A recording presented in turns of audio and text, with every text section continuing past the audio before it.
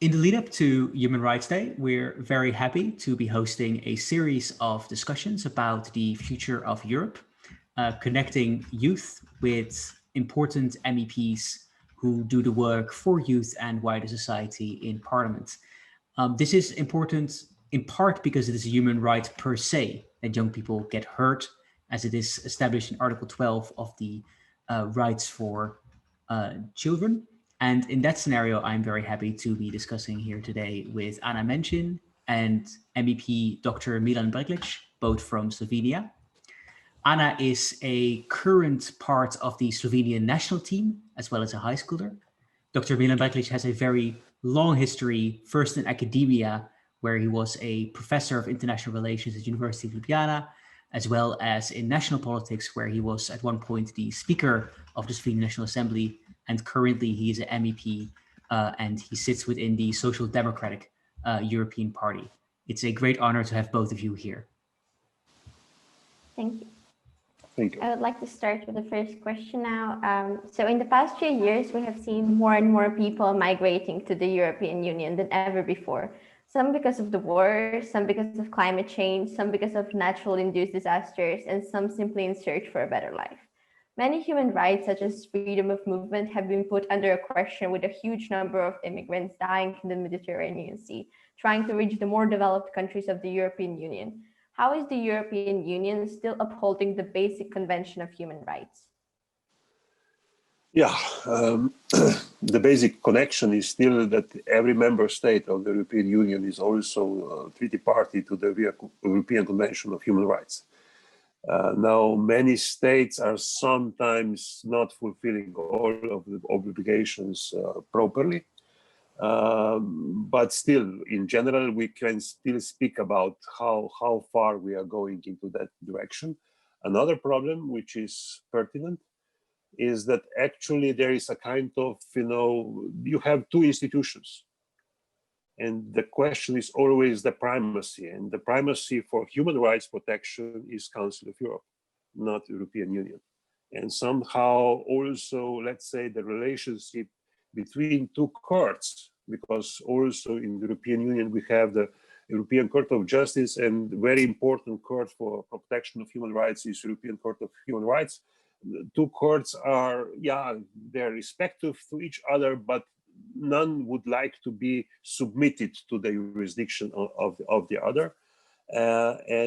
I'm speaking that because there is also some formal reasons why things are not so, let's say, so obvious that everyone in the European Union, either from East or from the West, is really respecting all fundamental rights. We always need some external supervision.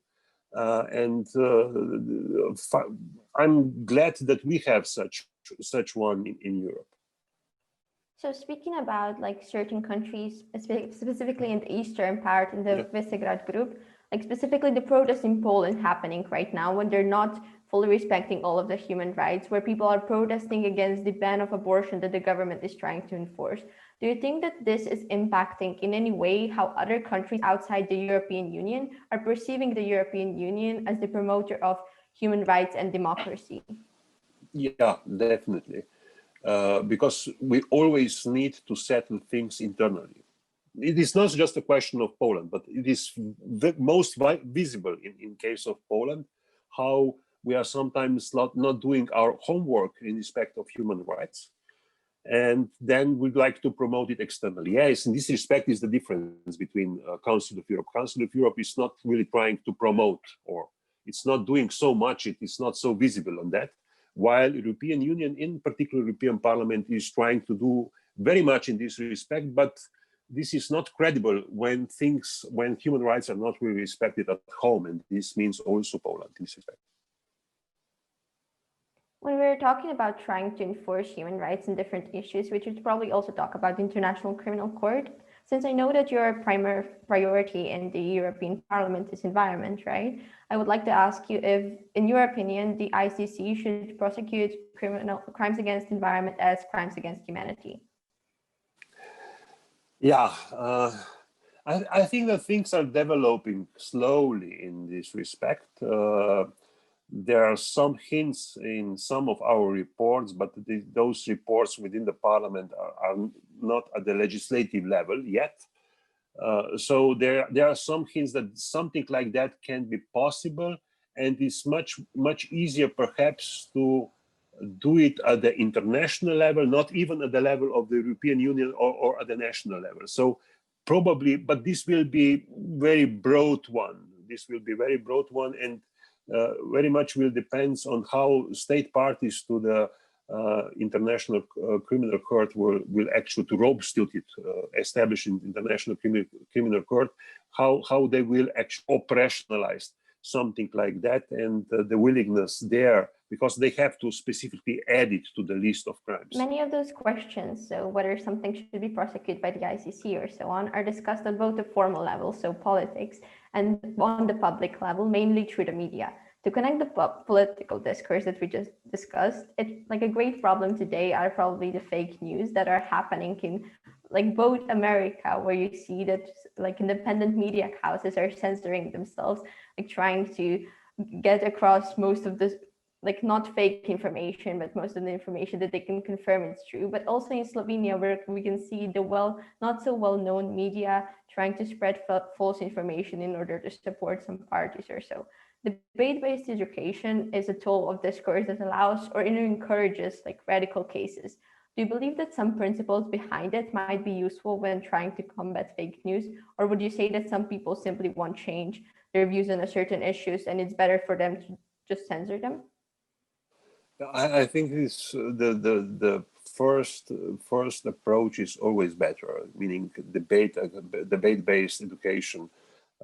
Because then you are dealing really with arguments, and you have to supply sources of that arguments. You have to rely on something. You cannot just, make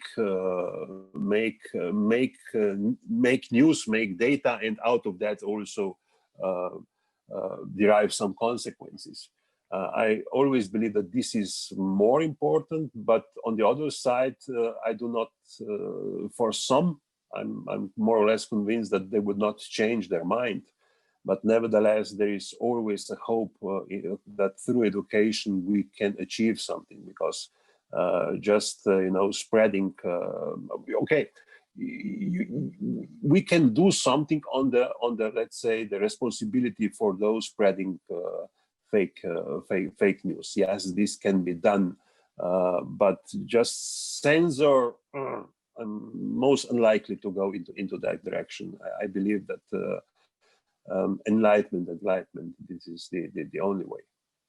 Globalization specifically made it possible for us to discuss certain issues that are happening all over the world. For example, I, as a person from Slovenia, wouldn't know about like Black Lives Matter protests happening in America if I wouldn't have some social media or internet to read this from. Like, would you say that this is a good way of spreading awareness and raising the level of engagement of younger generations into politics?